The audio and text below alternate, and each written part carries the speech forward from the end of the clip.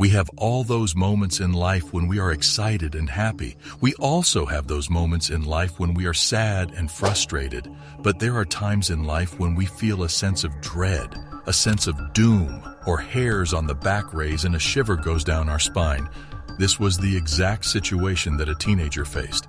Let us see what happened. Introduction to the case. The case of Bobbi Ann McLeod is a heartbreaking story of a life cut short and a family left to grieve. Bobbi Ann was a vibrant and promising 18-year-old girl from Plymouth, UK. She had her whole life ahead of her, but her dreams were shattered in November 2021 when she was brutally murdered by a man named Cody Ackland.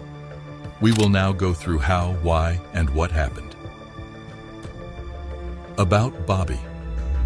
Bobbi Ann was born on August 11, 2003 in Plymouth, UK. She was the youngest of 3 siblings and was described as a happy child who loved music and animals. She attended local schools and was a gifted musician who had a passion for singing and playing the guitar. She was known for her kind heart, her infectious smile, and her love for animals.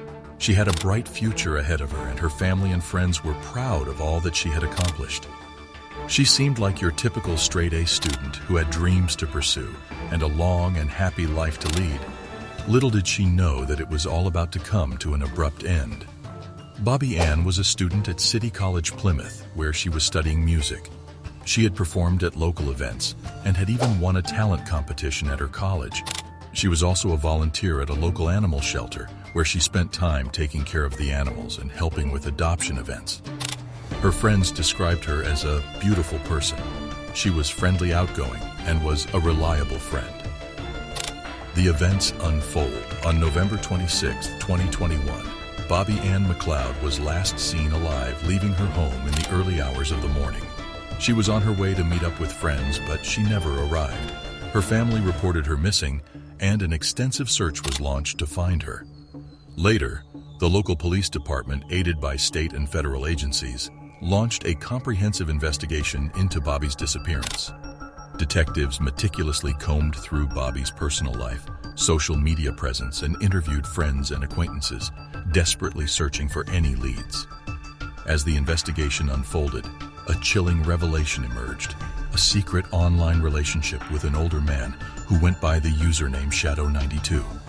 Days later, Bobbi Ann's body was found in a wooded area near Salcombe, a coastal town in Devon, UK.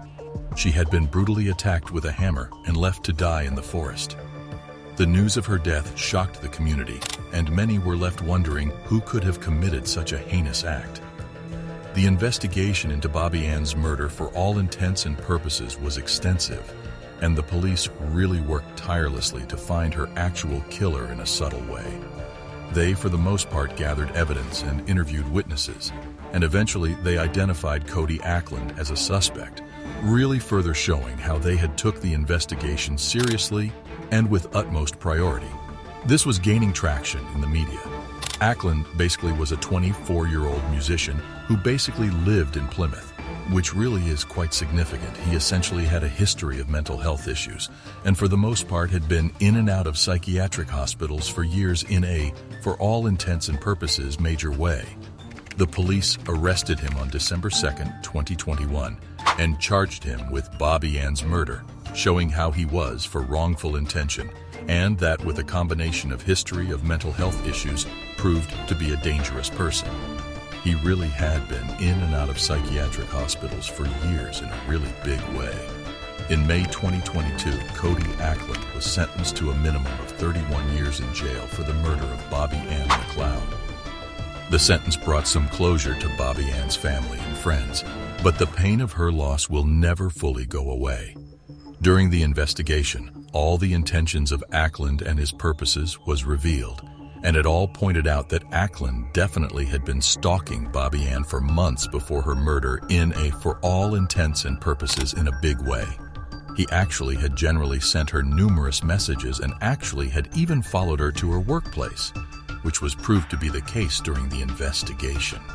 Bobbi Ann specifically had actually reported this stalking incident to the Ackland police, but they really were unable to really take action due to a lack of evidence, and they chose to ignore her and provide her protection, sort of proving that Bobbi's murder was really a long-term plan of the mentally ill maniac.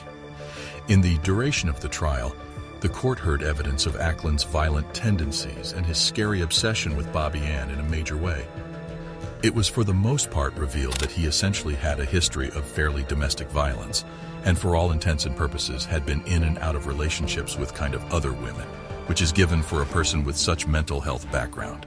The prosecution actually argued that Ackland, for all the provided proofs of his actions and intentions, had planned the attack on Bobbi Ann, and for the most part had generally carried it out with premeditation and malice. The murder was an actual intention of this mentally ill murderer.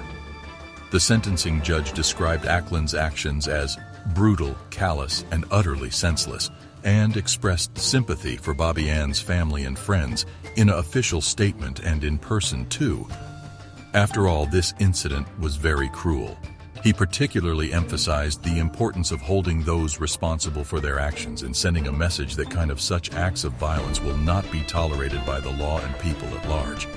The death of Bobbi Ann McLeod actually sent shockwaves through the community, and basically many people were left devastated by the loss of such a particularly young and actually promising life. Her family and friends kind of were left to grieve, and they definitely struggled to come into terms with the senseless act of violence that specifically had taken her from them in a subtle way. Aftermath and honor. In the aftermath of the murder, the community came together to honor Bobbi Ann's memory.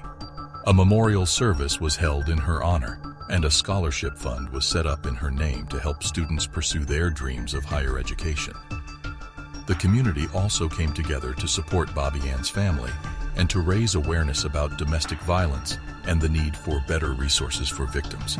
Bobbi Ann's family spoke out about the tragedy and the impact it had on their lives. Her mother, Laura McLeod, said, "Bobbi was a beautiful, kind, loving, and talented young woman with a bright future ahead of her. We are devastated by her loss, and our lives will never be the same again." The case of Bobbi Ann McLeod highlights the issue of domestic violence and the need for better resources for victims and more power to such victims. The laws should facilitate reports of any suspicion and provide the required security.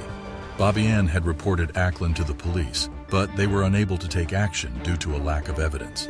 This is a common issue in cases of domestic violence, where victims are often unable to get the help they need due to a lack of evidence or resources. Conclusion. The community's response to Bobbi Ann's murder essentially shows the importance of coming together to support victims of violence and to basically raise awareness about the issue. This was their ultimate goal as a community. The scholarship fund set up in her name is a wonderful way to honor her memory and to mostly help basically other students kind of pursue their dreams.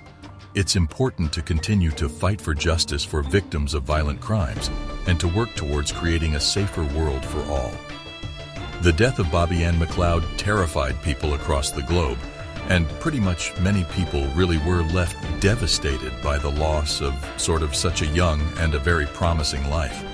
Her family and friends basically were left to grieve, and they kind of struggled to particularly come to terms with the senseless act of violence that particularly had taken her from them in a very inhumane way. As we move forward, it's important to particularly remember Bobbi Ann's story and to definitely continue to fight for justice for victims of violent crimes. We must work together to create a safer world for all, where senseless acts of violence, like the one that took Bobbi Ann's life specifically, are no longer a reality. We must strive to create laws that will help people who are suspicious of their predators. Let us honor her memory by continuing to fight for a world where all individuals really are happy, safe, and actually free from violence. Going further, we must show how we are willing to work together to actually create a safer world for all, where such acts of violence, or for that matter, any violence, is avoided at any cost. Stay safe, stay alert.